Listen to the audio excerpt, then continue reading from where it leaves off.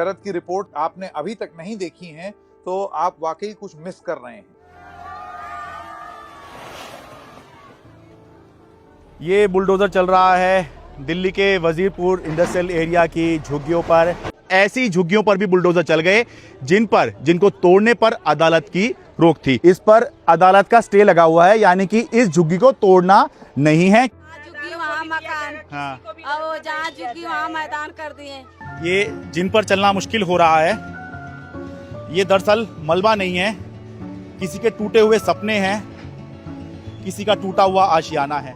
हम सब ये जानते हैं कि झुग्गी जो है कोई अच्छा जीवन नहीं होता, एक नारकीय जीवन ही ये लोग जीते हैं। और लोगों का ये कहना था, ये सोचकर हमने बीजेपी को वोट दिया और उनको सबको कार्ड भी दिया गया था, उस पर लिखा हुआ था जहां झुग्गी वहां मकान, वो दिखा भी रहे थे सबके सब। जब चुनाव हो गया तो उसके बाद ये कहा गया बस इतने लोग ही पात्र हैं और इतने ही लोगों ने वोट दिया था, तो बस इतने लोगों को मिलेगा। आर के पुरम की रैली में प्रधानमंत्री ने खुद कहा था दिल्ली के अंदर एक भी झुग्गी नहीं टूटेगी, कि दिल्ली में कम से कम 2.5 साल तक, अभी चुनाव हुए हैं दिल्ली विधानसभा के फरवरी में, इसके बाद अब दिसंबर 2027 तक कोई चुनाव नहीं है। शरद, कितनी जगह दिल्ली में अभी ये कार्रवाई हो रही है और कितनी जगह और प्रस्तावित है? एक एक करके जैसे जैसे दिन गुजर रहे हैं, ये जो आंकड़ा है ये बढ़ता चला जा रहा है। कोई जांच हो रही है इस बाबत?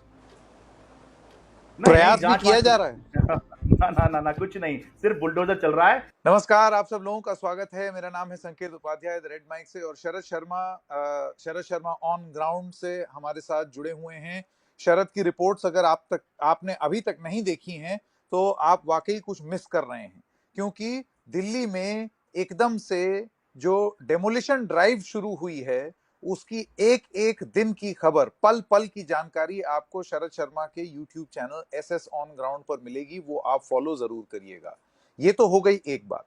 शरद की आखिरी रिपोर्ट में जो उन्होंने अभी कल ही फाइल की, उसमें हमने एक बात सुनी और एकदम शुरुआत में ही शरद बोल गए, और उन्होंने शुरुआत में बोला कि ऐसा लगता है दिल्ली में आज एक ही चीज सबसे ज्यादा काम कर रही है और वो है बुलडोजर।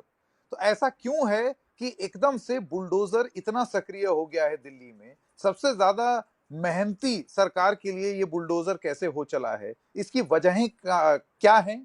कहां कहां ये बुलडोजर चल रहा है और लोग क्या कह रहे हैं, ये सबसे महत्वपूर्ण है। आइए ये चर्चा शुरू करते हैं। शरद, आपका बहुत बहुत स्वागत।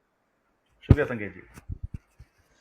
मैं चाहूंगा आप बताएं कि ये जो पूरा बुलडोजर एक्शन था, मैं देख रहा हूं कि ये पिछले कुछ दिनों से और कुछ हफ्तों से लगातार आप इस पर रिपोर्ट कर रहे हैं। लगातार दिल्ली के अलग अलग कोने में जा करके आप दिखा रहे हैं, आज यहाँ चला, कल वहां चला, परसों उधर चला। ये शुरू कैसे हुआ? और ऑलमोस्ट ऐसे लगता है कि एक कोई संगठित तरीके से, एक योजनाबद्ध तरीके से सोच करके बुलडोजर चलाए जा रहे हैं, वरना ऐसे ही नहीं टहलने लगेंगे ना दिल्ली भर में एक साथ। देखिए, ये अलग अलग मामले पहले से चलते आ रहे हैं, क्योंकि ये हम सब जानते हैं कि दिल्ली के अंदर या कहीं पे भी जो झुग्गियां होती हैं ये अवैध ही होती हैं। कोई इसको ये नहीं कहता है कि ये जो लोग यहाँ पर रह रहे हैं ये परमानेंट यहाँ पे रह रहे हैं या फिर ये इनका मालिकाना अधिकार है इस जमीन पर। तो अलग अलग समय पर अलग अलग अदालतों में केस चलते रहे और इसके साथ ही फिर आपको याद होगा प्रधानमंत्री नरेंद्र मोदी ने, खासतौर से बीजेपी ने ये वादा किया कि जहां झुग्गी वहां मकान दिया जाएगा। तो वहां से ये शुरू हुआ कि एक तरफ लोगों को उनके पक्के मकान दिए जाएंगे और दूसरी तरफ जो है ये झुग्गियां जो है यहाँ से हटाई जाएंगी। हम सब ये जानते हैं कि झुग्गी जो है कोई अच्छा जीवन नहीं होता, एक नारकीय जीवन ही ये लोग जीते हैं। और ये बहुत अच्छी बात थी कि अगर कोई ये प्रयास कर रहा है कि जहां झुग्गी वहां मकान दिया जाएगा। तो हुआ क्या, उदाहरण के लिए हम आते हैं भूमिहीन कैंप पर। तो भूमिहीन कैंप जो कालकाजी में है, जो अब तोड़ दिया गया है, उसका मामला जो है वहां पर सर्वे शुरू हुआ। 2019 के करीब में ये सर्वे शुरू हुआ, यानी जब पिछले चुनाव थे तो उस समय ये सर्वे शुरू हुआ। बहुत से लोगों की शिकायत थी कि सर्वे उनका हुआ नहीं। बहुत से लोगों की शिकायत ये रही कि जो डॉक्यूमेंट्स थे उनके पास पर्याप्त डॉक्यूमेंट थे, लेकिन कुछ तकनीकी खामियों के चलते उनको ये जहां झुग्गी वहां मकान के तहत उस योग्यता का पात्र नहीं माना गया। उदाहरण के लिए, जैसे कोई व्यक्ति अगर फैमिली में आप लोग साथ रह रहे हैं, फैमिली बड़ी है, आपके पेरेंट्स भी रहते हैं, पेरेंट्स के कई सारे बच्चे हैं, तो आप साथ रहते हैं, तो अलग राशन कार्ड होना जरूरी है। एक राशन कार्ड है तो एक ही मिलेगा। तो अगर आपके पेरेंट्स को मिल गया तो आपको वो मकान नहीं मिलेगा। अब उस मकान के अंदर आप नहीं रह सकते, क्योंकि आपके पेरेंट्स और उनके ऑलरेडी इतने बच्चे हैं तो आप नहीं रह सकते, और जो मकान मिलेगा वो तो बहुत छोटा है। तो ये सारी समस्याएं शुरू हुई। तो एक तरफ सरकार ये कह रही थी कि हमने मकान दे दिया है, और दूसरी तरफ जो है कोर्ट ने भी ये कहा, क्योंकि जब आप कोर्ट से ये कहेंगे कि भाई ये अवैध है और हमको यहाँ पर तोड़ना है, और खास तौर से जब सरकार जो है अगर किसी चीज पर कहती है कि कोई आपत्ति नहीं है, या कोई सरकार कोई स्टैंड नहीं लेती है कि नहीं तोड़ना है, तो फिर कोर्ट भी क्या करेगा। तो कहानी वहां से शुरू हुई, और मद्रासी कैंप जो है जंगपुरा, वो हमने सबसे पहले यहाँ पर टूटता हुआ देखा। हालांकि बुलडोजर उससे पहले भी चल रहे थे दिल्ली के अंदर। कहीं पर नाले के ऊपर कहा गया कि भाई आपने नाला कब्जा कर लिया है और वहां पर जो है नाला साफ करना है, पानी भर जाता है, तो वहां बहुत से लोगों के मकान तोड़े गए। लेकिन मद्रासी कैंप जो जंगपुरा के अंदर था, वहां भी लोगों की ये शिकायत थी कि उनको चुनाव के दौरान बकायदा सबको ये कहा गया कि आपको जहां झुकी वहां मकान दिया जाएगा, और लोगों का ये कहना था, ये सोचकर हमने बीजेपी को वोट दिया, और उनको सबको कार्ड भी दिया गया था, उस पर लिखा हुआ था जहां झुकी वहां मकान, वो दिखा भी रहे थे सबके सब। और ये कहा गया कि जब चुनाव हो गया तो उसके बाद ये कहा गया बस इतने लोग ही पात्र हैं, और इतने ही लोगों ने वोट दिया था, तो बस इतने लोगों को मिलेगा। तो इसलिए ये सारी समस्या शुरू हुई कि आपने वादा किया था। ये कोई नहीं कह रहा है कि जिसको झुकी है उसको मकान मिलेगा, ये किसी का अधिकार नहीं है, वरना हर कोई ही मकान मांगने लग जाएगा सरकार से। लेकिन संकेत जी, इंपॉर्टेंट क्या है? इंपॉर्टेंट ये है कि देश के प्रधानमंत्री ने लोगों से एक वादा किया था। वो क्या था कि 2022 तक हर गरीब के सर पर पक्की छत होगी, उसका अपना मकान होगा, नंबर 1। दूसरा ये वादा किया था कि जहां झुकी वहां मकान मिलेगा। और तीसरा, दिल्ली विधानसभा चुनाव के समय पर आर के पुरम की रैली में प्रधानमंत्री ने खुद कहा था दिल्ली के अंदर एक भी झुग्गी नहीं टूटेगी। तो लोग इसी को आधार बना रहे हैं कि जब आपने ये सब कहा था और देश के प्रधानमंत्री ने अगर ये कहा था, उसकी बात पे अगर भरोसा नहीं करेंगे तो फिर किसकी बात पे करेंगे? और अगर उसकी बात भी जो है सच नहीं हो रही, तो फिर जो है हम किसकी बात पर आगे यकीन करेंगे? और ऐसा जो है यकीन टूटा कि लोगों की के सर पे जो छत थी वही आखिर में चली गई। बहुत से लोगों के जो हैं वो बेघर हो गए हैं पिछले दिनों में। शरद, आपने 2-3 जगहों के नाम बताए, भूमिहीन कैंप कालकाजी, आपने बताया मद्रासी कैंप जंगपुरा। इसके अलावा अभी आपकी जो हाल ही की रिपोर्ट है वो और हाँ इलाकों से भी है जहां पर रेलवे लाइन के एकदम करीब हाँ हाँ झुग्गियां हाँ। बनी हुई हैं। तो ये कौन कौन से इलाके हैं दिल्ली में जहां पर ये कार्रवाई हो रही है? और मैं अपना सवाल वही दोहराना चाहता हूं कि ऐसे लगता है कि बहुत ही सिंक्रोनाइज्ड मैनर में, योजनाबद्ध तरीके से हो रहा है। तो क्या लोगों की तरफ से ये बात कही जा रही है कि ये टाइमिंग बहुत ही पेक्यूलियर है, कोर्ट बंद है, वेकेशन बेंच है, तो वो अदालत में जाएं उससे पहले यहाँ बुलडोजर चले आते हैं? तो इस चीज को लेकर के क्या बातें हो रही हैं?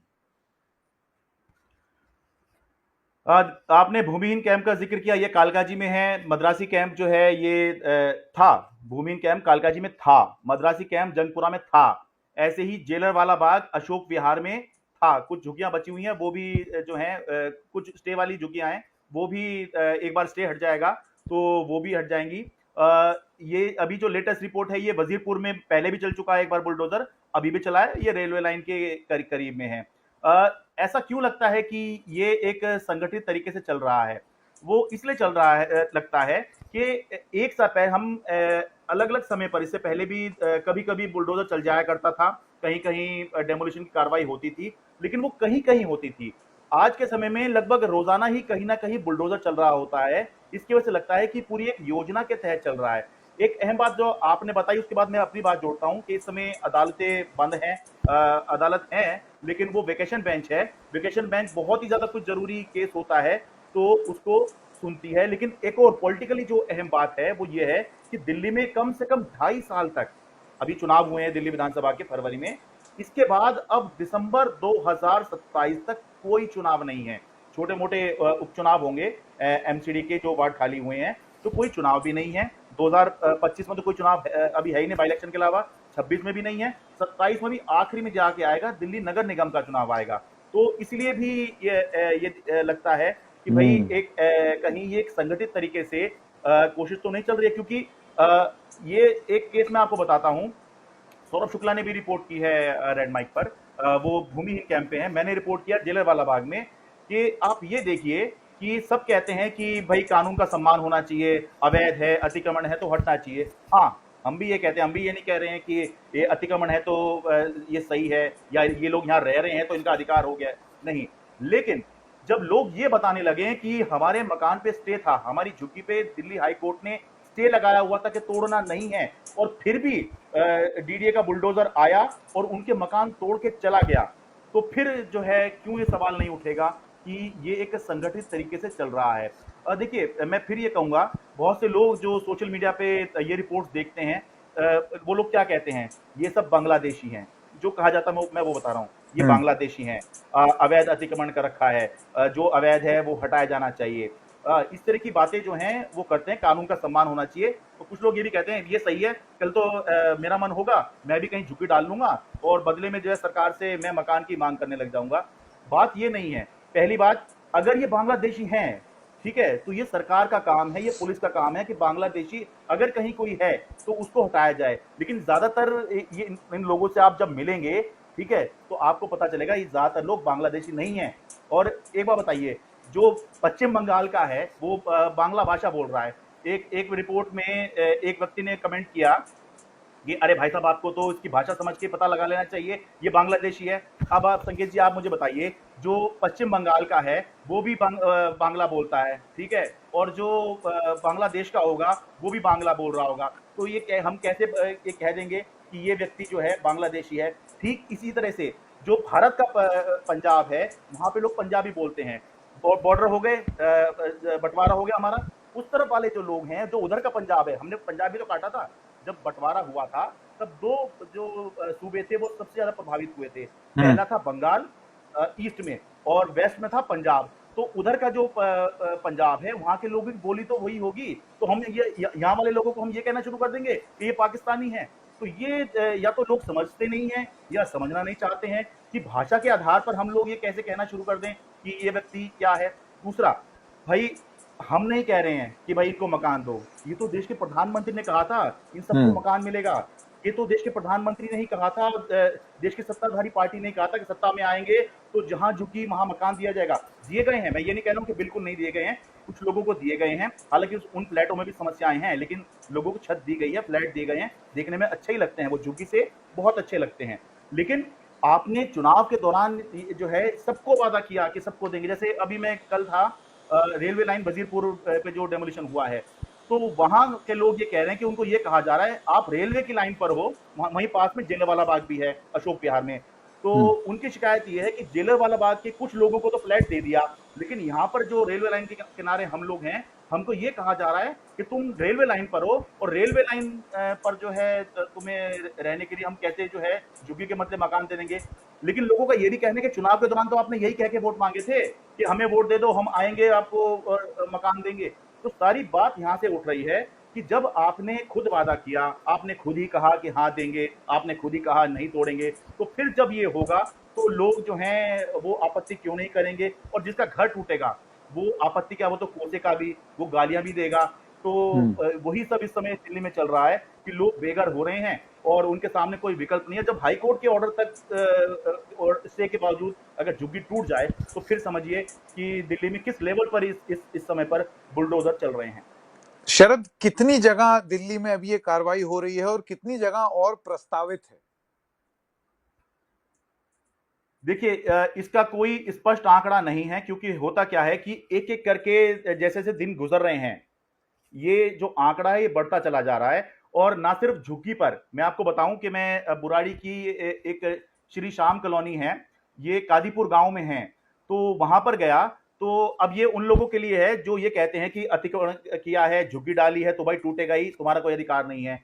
वहां का केस समझिए संकेत जी, वहां का केस ये है कि वहां पर भूमि जो थी वो खेती की थी, खेती वाली जमीन को वहां पर कुछ लोगों ने प्लॉट काटे वहां पर और लोगों को बेच दिया। अब यूपी बिहार के बहुत से लोग जो ये सोचते हैं कि भाई कहाँ पे जो है मकान लेंगे, वहां महंगा मिलेगा, चलो यहाँ पे थोड़ा सस्ता मिल रहा है तो यहीं पे ले लो, ठीक है। और दूसरा ये हुआ करता था दिल्ली में, ये एक हकीकत बात है कि जो एक बार बन जाएगा वो टूटेगा नहीं, ये एक जो है अघोषित नियम सा बन गया था दिल्ली के अंदर। तो लोगों ने वहां पर जो है जमीन खरीद ली। अब जमीन उनकी अपनी है, डीडीए ने नोटिस उनको ये दे दिया कि भाई आपने हमसे बनाने की परमिशन नहीं ली, इसलिए आप इसको 15 दिन के अंदर खाली करो, वरना आपके मकान का ताला तोड़कर आपका मकान गिरा देंगे। अब बताइए इस केस में आप क्या कहेंगे, क्या उन्होंने अतिक्रमण कर रखा है? ऐसी ही कितनी कॉलोनियों को ये तो अनाधिकृत कॉलोनी हुई, ऐसी ही कितनी कॉलोनियों को अगर कोई ये सोच रहा है कि हाँ नहीं भाई परमिशन लेनी चाहिए, ऐसी कितनी कॉलोनियों को, तो 1700 कॉलोनी है दिल्ली के अंदर जिस पर सालों साल राजनीति चलती रही, सभी पार्टियां कहती रही हम इनको पक्का करेंगे, और खुद आखिरी में मौजूदा बीजेपी सरकार ने उनको नियमित करने का जो कानून है वो संसद में लेके आए। हालांकि बहुत से लोगों को भी रजिस्ट्री उनकी नहीं मिल पाई है, लंबित है, लेकिन लेके आए और ये दिखाया कि हाँ इनको हम पक्का कर रहे हैं। अरे तो फिर लोग ये कहेंगे जब उनको पक्का कर दिया तो भाई इसमें क्या दिक्कत है, हम तो कोई कब्जा भी नहीं कर रहे, जमीन तो हमारी अपनी, हमने जमीन जो ली थी वो यहाँ पर मकान बनाने के लिए ही तो ली थी, कोई घास फूस उगाने के लिए थोड़ी जमीन ली थी यहाँ पर। तो ये एक कोई स्पष्ट आंकड़ा नहीं है कि अभी कितनी जगह पर है, कितनी जगह पर चलेगा। लोगों को नोटिस आए जा रहे हैं और लोग फिर संपर्क करते हैं, तो फिर हम वहां जाते हैं, देखते हैं क्या केस है, और सभी में जो है ये बात निकल के आती है कि सबसे बड़ी बात संकेत जी जो हमें सबको उठानी चाहिए, उसमें हमें कोई हिचक नहीं होनी चाहिए, वो ये अतिक्रमण किसी ने किया है, कोई झुग्गी डाल के रह रहा है, उसको तो हम सही नहीं कह सकते, जो गलत होगा वो होगा, लेकिन इनको यहाँ बसाया किसने, इनके यहाँ पर वोटर आईडी कार्ड बनाए किसने, यहाँ पर आधार किसने बनाए, हाँ यहाँ पर इनके पासपोर्ट किसने बनाए, यहाँ पर राशन कार्ड किसने बनाया, पहले इनको यहाँ पर बसाया गया, इनके सारे यहाँ पर डॉक्यूमेंट जो है यहीं बनाए गए, और सालों से अब जब यहाँ पर ये रह रहे हैं, इनको वादा किया गया हाँ भाई तुम यहीं रहोगे, या नहीं भी रहोगे तो भी तुम्हें मकान दिया जाएगा, तो अब जो है सिर्फ इन्हीं के ऊपर कार्रवाई हो रही है, किसी एक अफसर के ऊपर कार्रवाई अभी तक आपने कहीं होती देखी जो जहां ये पता लग रहा हो कि इसने यहाँ कॉलोनी बसने दी, इसकी जिम्मेदारी थी। संकेत जी कहीं एक कोई ठेला भी लगा लेता है ना, तुरंत ही कोई पुलिस वाला या कोई निगम का अधिकारी या जिसकी भी जमीन होती है वो तुरंत उसको हटवाता है। मेरे घर के सामने अगर कोई लगाएगा, ठीक है, तो मैं उसे कहूंगा भाई यहाँ क्यों लगा रखा है तूने, आपके घर के सामने कोई ऐसे लगाएगा तो आप उसको आपत्ति करेंगे ना। तो जिस समय ये सब हुआ, ये उस समय आपत्ति नहीं हुई, सालों साल ये सब चलता रहा, ये लोग वोट भी देते रहे, तो लोग अब ये कह रहे हैं कि अरे भाई अगर हम अवैध हैं तो जो लोग हमारा वोट लेकर सरकार में बैठ गए हैं वो भी तो अवैध हुए। ये बड़ी महत्वपूर्ण बात है, लेकिन इसमें पलट करके मैंने भारतीय जनता पार्टी की तरफ से और अब राजनीतिक बात कर लेते हैं। अभी आपने थोड़ी देर पहले एक बात ये बोली कि एक वजह ये भी हो सकती है कि तड़ातड़ बुलडोजर चल रहा है क्योंकि अब 2-1 साल तक अब कोई चुनाव नहीं है, तो वो चुनाव की घंटी नहीं है सिर पर जिससे आप डरें और उसके बाद फिर आप कोई कार्रवाई रोक दें। अभी आप कर दीजिए, उसके बाद 2 साल किसने देखा है? कोविड में हाँ जो हाल हमने देखा था और उसके बाद जब चुनाव हुए तो उसमें क्योंकि इतना गैप था तो वो गैप हो गया, उसका असर आपको चुनाव तक नहीं दिखा। उसी तरीके से आपको लगता है ये एक वजह हो सकती है राजनीतिक कि अभी एकदम से ये बुलडोजर सक्रिय हुए हैं कि कार्रवाई तो करनी है, कुछ वादे भी कर दिए चुनाव के चलते, लेकिन अभी क्योंकि उसका राजनीतिक खामियाजा नहीं भुगतना है, इस वजह से चलो कर दें कार्रवाई। हाँ, ये चर्चा चल रही है, और आपको मैं बताऊं कि एक चर्चा और ये भी चल रही है कि जो लोग इस कार्रवाई का समर्थन कर रहे हैं, जो तोड़फोड़ चल रही है, बुलडोजर चल रहा है, वो लोग इस कार्रवाई का समर्थन कर रहे हैं और कह रहे हैं कि हाँ ये बिल्कुल ठीक हो रहा है, लेकिन वो ये बात नहीं समझ रहे हैं या समझना नहीं चाहते हैं। आपको एक सच बात बताऊं, वो ये है कि दिल्ली के अंदर बीजेपी अगर 26-27 साल बाद सत्ता में आई है, तो उसका एक बड़ा कारण है कि आम आदमी पार्टी का वोट बैंक छिटका है, टूटा है। वो कौन सा टूटा है? ये झुग्गी के जो मतदाता हैं, ये जो हैं आम आदमी पार्टी से बीजेपी की तरफ शिफ्ट हुए हैं, और कोई पहली बार नहीं, लोकसभा चुनाव में भी ये लोग वोट देते हैं। जो लोग ये सोच रहे हैं ना कि ये जो मतदाता है ये सिर्फ केजरीवाल को वोट करता है, आम आदमी पार्टी को वोट करता है या कांग्रेस को वोट करता है, वो ये गलत सोच रहे हैं। इतने वोट अगर बीजेपी को मिले हैं तो निश्चित मान के रखिए, और लोग बोल भी रहे हैं, अब लोगों से जब हम बात करते हैं तो वो यही बात करते हुए नजर आते हैं कि हमसे गलती हो गई, हमने इस सरकार को चुन लिया, इस सरकार ने हमें खून के आंसू ला दिया। अगर वोट नहीं दिया होता तो आपको बात करने से पता लग जाता है कि इन्होंने वोट दिया है या नहीं दिया। ज्यादातर लोग जो हैं जहां इनके घर टूट रहे हैं वो यही कह रहे हैं कि चुनाव में हमसे वादा किया, हमसे वोट ले लिया और हमको जो है उसके बाद बेघर कर दिया। तो जो लोग ये सोच रहे हैं कि झुग्गी का मतदाता बीजेपी को वोट नहीं देता, वो गलत हैं। वोट दिया था तभी आज बीजेपी की सरकार बनी है।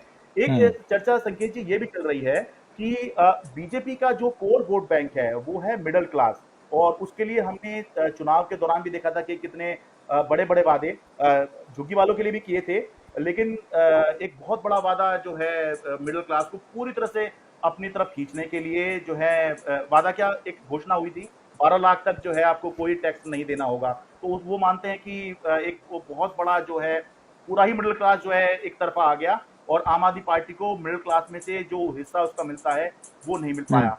तो चर्चा ये चल रही है कि कहीं ऐसा तो नहीं कि क्योंकि ये नियमित मतदाता नहीं है, रेगुलर मतदाता नहीं है झुग्गी वाला बीजेपी का, इस बार दिया था, आगे शायद ये दे या ना दे, तो कहीं ऐसा तो नहीं कि भाई इसीलिए जो है इनके जो घर हैं, इनकी जो झुग्गियां हैं वो तुड़वाई जा रही हैं, और फिर चर्चा ये चलती है कि ठीक है अगले चुनाव में फिर ये लोग इनको वोट नहीं देंगे। तो फिर चर्चा ये आती है कि भाई जब इतने इनके मकान टूट जाएंगे, ये यहाँ पर वोट देने लायक बचेंगे ही क्या? तो ये एक चर्चा चल रही है कि कहीं ऐसा तो नहीं कि क्योंकि रेगुलर वोट बैंक नहीं है ये बीजेपी का, तो कहीं इस वजह से वो रिलेक्टेंस दिखा रहे हैं या इस तरफ ध्यान नहीं दे रहे, या एक नियमित या फिर एक संगठित तरीके से दिल्ली के अंदर इससे पहले कभी इस तरह से बुलडोजर नहीं देखा गया। शरद, मुझे ये बताइए, आपने आपने राजनीतिक रूप से आम आदमी पार्टी और बीजेपी के बीच में बुलडोजर एक्शन को लेकर के जो बातचीत चल रही है, जो छन करके समझ में आई है, आप उसके में ज्यादा प्रकाश डालिएगा, वो ये है कि इन लोगों को अवैध रूप से बसाया किसने? आपने भी वो सवाल पूछा। तो बीजेपी तो अभी आई है 27-28 साल पहले, लेकिन ये सारी झुग्गियों को तो बसाने वाली पिछली सरकारें हैं, 10 साल केजरीवाल और उससे पहले कांग्रेस। तो आपने अपने वोट बैंक के लिए बीजेपी के कई नेताओं से मैंने ये सुना है कि आप बसाते गए और शहर को चोक करते चले गए आप। और अब जब करेक्टिव मेजर्स हो रहे हैं, खुल के कोई नहीं बोल सकता, अंत में तो उनको भी राजनीति करनी है, लेकिन उनका ये कहना है कि ये आपके पाप हैं जो हम धुल रहे हैं, ये आपकी पैदा की हुई बीमारी है जिसको हम साफ कर रहे हैं, क्योंकि आप इस तरीके की कॉलोनीज बसाते चले गए अपने वोट बैंक के लिए। बिल्कुल, यही मैं बोल रहा था, इसी को मैं पहले मैंने बोला, इसको और मैं अच्छे से इलैबोरेट कर देता हूँ। ये बात बिल्कुल फैक्ट है कि ये जो बसे हुए हैं, ये जो है बीजेपी के समय में नहीं बसे हुए, मतलब बसाए किसने हैं ये हम सीधा तौर पर तो हम नहीं कह सकते, लेकिन अगर ये 40-50 साल बोल रहे हैं तो 40-50 साल पहले किसका शासन रहा होगा? ज्यादातर समय कांग्रेस का ही शासन रहा होगा, ठीक है। अगर ये बोल रहे हैं कि हम 5 साल पहले कोई आया है कहीं पर रहने लग गया है, 7 साल पहले कोई आया रहने लग गया है, तो दिल्ली में आम आदमी पार्टी का शासन होगा। हालांकि 5-7 साल पहले के ऊपर तो कोई दावा ही नहीं हो रहा, ज्यादातर लोग ये बता रहे हैं कि 30, 40, 50 साल से वो वहां रह रहे हैं। तो इस बात में कोई शक नहीं है कि राजनीतिक संरक्षण दिया गया होगा, इनको यहाँ बसाया गया होगा, तभी अधिकारियों ने भी जो है, सबसे पहले नेता को जो है स्टैंड लेना होता है कि हाँ हम ये करेंगे, या कोई पार्टी हो जो ये करना चाह रही है, उसके बाद में फिर अधिकारी जो होते हैं उनको मैसेज दिया जाता है कि भाई इनको कुछ नहीं कहना, इनको यहाँ रहने दो। धीरे धीरे वो लोग वहाँ रहने लगते हैं, धीरे धीरे पहले उनका मकान जो होता है वो कच्चा होता है, और समय के साथ साथ ये एक प्रवृत्ति होती है इंसान की कि जैसे जैसे वो सक्षम होता चला जाता है अपने मकान को वो पक्का कर लेता है। तो ये बात बिल्कुल ठीक है कि भाई इनको बसाया जो है वो पहले ही गया होगा, ये अभी की सरकार ने इनको नहीं लगता है कि बसाया होगा, लेकिन अभी की सरकार ने वादा तो किया था ना कि भाई जहां पर आप बसे हो वहीं आसपास में कुछ दूरी में हम आपको मकान दे देंगे। अभी की सरकार ने ये तो कहा था ना, जहां आप बसे हो उसको हम तोड़ेंगे नहीं, ये दूसरे लोग जो हैं अफवाह फैला रहे हैं। और अभी की सरकार ने ये कहा था कि भाई सबके सर पे जो है वो मकान दिया जाएगा। तो अगर पहले कुछ गलत हुआ है, ठीक है, ये बात ठीक है, क्या शहर में झुग्गियां होनी चाहिए, ऐसा जीवन होना चाहिए, ये दिल्ली जैसे शहर में नहीं, ऐसा हम भी नहीं मानते, ऐसा होना चाहिए, लेकिन आप बिना उनको कहीं बसाए हुए उनके घर तोड़ दो तो ये लोग कहाँ जाएंगे? ये जो है एक वेलफेयर स्टेट की हम जो बात करते हैं कि जो कल्याणकारी राज्य होता है, तो उसको इस बारे में सोचना चाहिए कि केवल ये नहीं कि आपने तोड़कर जो है यहाँ पे कर दिया, हमने साफ कर दिया, आगे आगे किस तरह की समस्याएं होंगी, ये लोग आपके ही तो लोग हैं, कोई बाहर से थोड़ी आए हुए हैं। तो ये सोचना एक जरूरी है, क्योंकि हम एक वेलफेयर स्टेट हैं, इसको हम नकार नहीं सकते हैं। इतनी सारी जो वेलफेयर योजनाएं चल रही हैं वो इसलिए चल रही हैं क्योंकि हम वेलफेयर स्टेट हैं। ये मुफ्त राशन क्यों चल रहा है, ये मुफ्त की अलग अलग योजनाएं क्यों चल रही हैं, ये इसलिए तो चल रही हैं। तो आप वादा करके आप उनको मकान नहीं देंगे और बेघर कर देंगे, तो फिर जो है सवाल आप पे भी उठेंगे। और मैं पहले कह रहा हूँ, अधिकारी पर भी और उन नेताओं पर भी जो है सवाल उठने चाहिए, कार्रवाई होनी चाहिए जिन्होंने इनको बसाया। भाई नेता तो चलो सरकार बदलती बदल जाता है, पर लेकिन सिस्टम तो वही रहता है, अधिकारी तो वही रहते हैं। अधिकारियों ने कैसे यहाँ पर इनको बसने दिया, डीडीए पे पूछताछ होनी चाहिए, भाई तुमने कैसे अपनी जमीन पर इनको यहाँ पर बसने दिया इतने साल तक, और अचानक से आपको याद आ गया कि अरे भाई ये तो आपने हमारी जमीन पे कब्जा कर लिया है। तो ये कैसे हुआ, ये अधिकारियों से और उन नेताओं से भी पूछा कोई जाना कोई चाहिए। जांच हो रही है इस बाबत? नहीं नहीं, प्रयास भी जांच किया वांच जा रहा है? ना ना ना ना, कुछ नहीं, सिर्फ बुलडोजर चल रहा है। और जहां लगता है कि आज यहाँ पे ठीक है, चलो भाई अब यहाँ पे ठीक है, अभी यहाँ पे चला देते हैं। और अलग अलग, जैसे मैं बता रहा हूँ ना कि डेली ही हर एक दो दिन के अंदर जो है नया अपडेट आता है कि अब वहां पर नोटिस आ गया है, अब वहां पर नोटिस आ गया है। इसलिए ये संगठित तो है, लेकिन ये संगठित दिखता नहीं है। क्यों? संगठित तब दिखता है जब कोई एक ऑर्डर निकल जाए कि भाई आज से दिल्ली के अंदर जितनी भी अवैध झुग्गियां हैं वो सब टूटेंगी, तब ये संगठित लगता है। ये एक ऑर्डर निकल जाए कि दिल्ली में जितने भी अनाधिकृत मकान हैं वो सब तोड़े जाएंगे, तो ये संगठित लगता है। लेकिन जब एक एक कॉलोनी को अलग अलग समय पर जो है नोटिस आता है लोगों को, तब पता तो नहीं लगता है। लेकिन जब आप एक एक कड़ियां जोड़ते हुए चलते हैं, जैसे कि अब पिछले कुछ दिनों में दिखाई दे रहा है, तो तब पता लगता है कि ये एक संगठित तरीके से दिल्ली के अंदर झुग्गियों को हटाने का और जो अनाधिकृत जिनको कहा जाता है उनको हटाने का काम चल रहा है। शरद, मेरा आखिरी सवाल, मुझे आप ये बताइए कि जैसे कि हम लोग अभी चर्चा भी कर रहे थे, आपने ये बोला कि जहां झुग्गी वहां मकान का वादा सरकार ने, इस सरकार ने, बीजेपी ने सरकार में आने से पहले किया था। वो कैंप में वास भी करते थे, रात में कैरम भी खेल रहे हैं नेता, और दुनिया जहां की हाँ चीजें हाँ हो हाँ रही हैं, हाँ। खाना भी खाया जा रहा है, सब कुछ किया, और उसके बाद फिर वो झुग्गी टूट गई। सरकार का ये कहना है कि हमने मकान दिए हैं। मैंने आपकी मद्रासी कैंप वाली रिपोर्ट देखी जिसमें ये आपने सवाल पूछा कि मकान तो मिला है आपको, तो वो लोग बोलते हैं मकान मिला है लेकिन बहुत किलोमीटर दूर। ये जहां झुकी वहां मकान हाँ वाली हाँ। बात नहीं है, और वो भी कुछ लोगों को मिला है। तो ये मानक कैसे तय किए सरकार ने कि जहां झुग्गी वहां मकान बोल करके आपने दे दिया, मेरे ख्याल नरेला में या कहीं, जो कि कई कई हाँ किलोमीटर हाँ हाँ। दूर है। लोगों का काम यहाँ, वो वहां से आना जाना कैसे करेंगे, वन। और नंबर टू, कैसे निर्धारित किया आपने कि इसको मिले और इसको ना मिले, और बाकी लोग जो बेघर होंगे उनका क्या, वो सारे लोग जो वोटर थे? हाँ। देखिए, कुछ लोगों को तो जहां झुग्गी वहां मकान बिल्कुल जैसा कहा वैसा ही मिला भी है। कुछ लोगों को मिला है, जैसे जेलरवाला बाग ये अशोक विहार में है, तो वहीं झुग्गी है और वहीं सामने जो है ऊंची बिल्डिंग बन गई है, उसमें फ्लैट है। कुछ लोगों को उनमें मिला है। लेकिन मद्रासी कैंप के जो लोग हैं वो रह रहे हैं हजरत निजामुद्दीन, सेंट्रल दिल्ली का इलाका है, आसपास सारी कोठियां हैं। यहाँ के लोग जो हैं घरों में जाते हैं, काम करते हैं, कोई ड्राइवर का काम करता है, कोई घरों में मेड का कोई महिला काम करती है, तो ये सब उनका रोजगार बना हुआ है। और वो तमिलनाडु के लोग हैं, तो यहाँ पर पास में ही उनका तमिल स्कूल है जो बहुत उनको मुफीद पड़ता है, और वो उनकी भाषा भी वही रहती है, तो आसानी से वो यहाँ पर उनका जीवन चल रहा है। उनको ये कहा गया कि आपको 50 किलोमीटर दूर नरेला में फ्लैट दिए जा रहे हैं, सबको नहीं, कुछ लोगों को, कुछ को तो मिले ही नहीं। जिनको मिले उनको ये कहा गया कि आपको नरेला में दे रहे हैं। अब नरेला के अंदर मैं खुद होके आया, फ्लैट ठीक है, फ्लैट में दिक्कत नहीं है, लेकिन वहां पे जो लोग 5-5 साल से रह रहे हैं वो ये कह रहे हैं भाई साहब पानी नहीं आता, लेकिन यहाँ पर पानी की सप्लाई है ही नहीं। पानी जो है उनको खरीद के पीना पड़ता है। अब ये सोचिए, जो कोई ड्राइवर का काम करता है, कोई घरों में मेड का काम कर रही है कोई महिला, वो अगर पानी भी खरीद कर पिएगी तो कैसे तो उनका जीवन चलेगा। और एक और अहम बात, कोर्ट ने यहाँ पर इनको शिफ्ट करने से पहले ये जो ऑर्डर दिया कोर्ट ने कि आप जो है इनको 1 जून को डेमोलिश कर दो, डीडीए को और DUSIB, Delhi urban shelter improvement board, इनको ये निर्देश भी दिया कि 31 मई तक आप यहाँ पर जो बेसिक एमिनिटीज हैं उनकी व्यवस्था कर दें, ठीक है। लेकिन डीडीए को ये तो याद रहा कि आपने यहाँ, डीडीए कोर्ट ने ऑर्डर दिया है तोड़ना 1 जून को, वो तो 1 जून को बुलडोजर लेके आ गए और पूरी कॉलोनी को तोड़ दिया। लेकिन तो ये याद नहीं रहा कि कोर्ट ने ये भी तो कहा है कि आपको वहां पर बिजली पानी देनी है। लोग बता रहे हैं वहां पर जो है बिजली पानी आया ही नहीं था।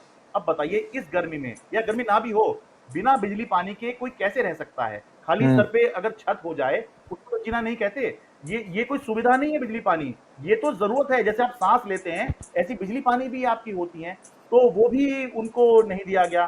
तो ऐसा नहीं है कि लोगों को जहां जो कि वहां मकान नहीं दिए गए। लेकिन अच्छा, आपका ये सवाल था कि कैसे तय किया गया, इसका कोई ऐसा कोई पैमाना जो है कि भाई आपने वहां क्यों दे दिया या यहाँ क्यों नहीं दिया, इसका कोई पैमाना नहीं है। सरकार के पास में वहां पर नरेला में फ्लैट बने हुए हैं, खाली हैं, तो सरकार ने वहां पर दे दिए। और एक अहम बात आप ये देखिए कि जब चुनाव थे, मैं आपको थोड़ा पीछे ले जाता हूँ, दिल्ली नगर निगम के चुनाव थे 2022 में, तब भूमिहीन कैंप और नवजीवन कैंप के कुछ लोगों को वहीं पास में डीडीए का जो है वो बनाया गया, फ्लैट बनाए गए और उनको चुनाव से पहले वहीं पास में ही जो है फ्लैट दिए गए। उससे मैसेज ये गया कि जहां झुकी वहां मकान दिया गया। बिल्कुल ठीक था। दिल्ली विधानसभा चुनाव से ठीक पहले शायद 3-4-5 जनवरी का समय था। ये जेलर वाला बाग के कुछ लोगों को वहीं बिल्कुल सामने ही फ्लैट बनाए गए। डीडी ने फ्लैट बनाए, 13-14 मंजिल की बिल्डिंग है वो, वहां पर फ्लैट दिए और बिल्कुल उससे जो कहा था कि जहां झुकी वहां मकान देंगे, वो बिल्कुल सार्थक होता नजर आया और लोग खूब तारीफ कर रहे थे। लेकिन इसके बाद कहानी सामने आई कि मद्रासी कैंप के लोगों को कहाँ दिया जा रहा है, उनको दिया जा रहा है नरेला में। वो वहां जाना नहीं चाहते। अच्छा, बहुत सारे को मिला ही नहीं है, तो जो जिसको मिला है वो भी परेशान है, जिसको नहीं मिला वो भी परेशान है। तो इसका कोई पैमाना नहीं है कि किसको कहाँ दिया जा रहा है, क्यों दिया जा रहा है, किसको नहीं दिया जा रहा, क्यों नहीं दिया जा रहा। लेकिन जो उनकी उसमें अड़चन बताई गई है अभी तक संकेत जी, वो ये है कि जैसे जब आपका सर्वे हो रहा है उस साल में एक अहम शर्त है, उस साल में आपका नाम वोटर लिस्ट के अंदर होना चाहिए। अब वोटर लिस्ट में आप और हम जानते हैं कि आपका नाम कब कट जाए ये आपको भी पता नहीं चलता। ये कहा तो जाता है कि चुनाव आयोग नोटिस भेजता है, लेकिन वो नोटिस जो है हमने देखा नहीं है। खुद हम लोग का भी कई बार मैं अपने पापा के साथ में वोट डालने गया था, तो पता चला हमारा नाम वोटर लिस्ट से कट गया। हम तो सालों से वहां रह रहे हैं, तो ये कब कट जाता है आपका वोटर लिस्ट से नाम, इसको तो आपका खुद ही कंट्रोल नहीं है। तो ऐसे में आप खाली अपना वोटर लिस्ट के नाम पर आपने उनको जो है ये कह दिया कि नहीं, आपको मकान नहीं मिलेगा। आधार कार्ड तो है, हर चीज में जब आप आधार कार्ड दे रहे हैं, और आधार कार्ड तो मूल रूप से बनाया इसीलिए गया था कि जो सरकार की अलग अलग कल्याणकारी योजनाएं होती हैं उसमें कोई भ्रष्टाचार ना हो, तो सबका एक आधार हो जिससे पता लग जाए कि इस व्यक्ति को ये फायदा मिला। और नई सरकार ने तो आधार का जितना अच्छा इस्तेमाल किया है, पहली वाली जो आधार लेके आई थी उसने भी इस्तेमाल नहीं किया। तो भाई आपने जब आधार को इतना बड़ा माना, तो आपने वोटर आईडी कार्ड में आप वोटर लिस्ट में नाम नहीं है, उसके आधार पे लोगों का जो है क्लेम रिजेक्ट कर दिया कि आप पात्र नहीं है। और जो मैंने आपको बताया राशन कार्ड, ये सेपरेट राशन कार्ड जिनके पास नहीं है उनको ये नहीं माना गया कि ये अलग यूनिट हैं। यानी कि एक परिवार मान लिया गया कि भाई एक परिवार है, चाहे उसमें 10 लोग हैं, ठीक है, तो उसको एक यूनिट मान लिया गया, एक ही मिलेगा। तो अब लोग ये कह रहे हैं कि भाई छोटा सा वो फ्लैट मिलना है, उसके अंदर कैसे जो है इतने सारे लोग रह लेंगे। और जिनको मिला है वही वो पेरेंट के नाम पे होता है ज्यादातर, जैसे आपका भी हमारा भी होगा। मैंने तो अपने नाम से राशन कार्ड नहीं बनवाया, लेकिन मेरे पिताजी के नाम पर राशन कार्ड है, मैंने अभी नहीं बनवाया। तो ज्यादातर लोगों के जब तक पिता होते हैं, माताजी होती हैं, वो उनके नाम पर ही उनको मुखिया बना के जो है राशन कार्ड चल रहे होते हैं। तो अलग राशन कार्ड नहीं बना उनका, तो उनको जो है रिजेक्ट कर दिया गया कि भाई आपको जो है आप जहां जुगी वहां मकान के तहत पात्र नहीं हो सकते। मामला कोर्ट में भी गया, लेकिन कोर्ट तो कानून के हिसाब से देखेगा कि हाँ भाई आप एज पर नियम ये होना चाहिए, ये नहीं है तो। और ऊपर से कोर्ट को जो आप बताएंगे, जब सरकार की तरफ से कोई आपत्ति नहीं होगी कि हाँ भाई ठीक है कुछ होगा तो जैसा आप कहेंगे हम वैसा कर लेंगे। अगर सरकार अड़ जाए कि नहीं हम इसको नहीं चाहते कि इनको तोड़ा जाए, आप हमें कुछ समय दीजिए और हम इनके लिए पुनर्वास का इंतजाम कर रहे हैं, थोड़ा सा समय आप दीजिए, कोर्ट बिल्कुल समय देगी। सरकार की बात को कोर्ट जो है खासतौर से इस मामले में, क्योंकि मानवीय मामला है, किसी को बेघर करने का मामला है, तो कोर्ट बिल्कुल समय देगी। लेकिन ऐसा कुछ होता हुआ हमें नजर नहीं आया। तो इसी वजह से दिल्ली के अंदर जो है ये बड़े पैमाने पर बुलडोजर ड्राइव चल रही है। शरद, बहुत बहुत धन्यवाद वक्त निकालने के लिए। आप लगातार रिपोर्ट कर रहे हैं, आज सुबह आप रिपोर्ट करके आए। आपकी रिपोर्ट का इंतजार रहेगा। दर्शकों से एक बार फिर से गुजारिश, शरद शर्मा का जो यूट्यूब चैनल है शरद शर्मा ऑन ग्राउंड, उसको प्लीज लाइक, शेयर और सब्सक्राइब करें और देखें कि किस तरीके से ग्राउंड रिपोर्टिंग होती है। मर्म किस तरीके से प्रस्तुत किया जाता है एक खबर में तथ्यों के साथ, वो आपको शरद शर्मा की रिपोर्टिंग में देखने को मिलेगा। बहुत बहुत धन्यवाद शरद जी हमारे साथ जुड़ने के लिए। Thank you. नमस्कार।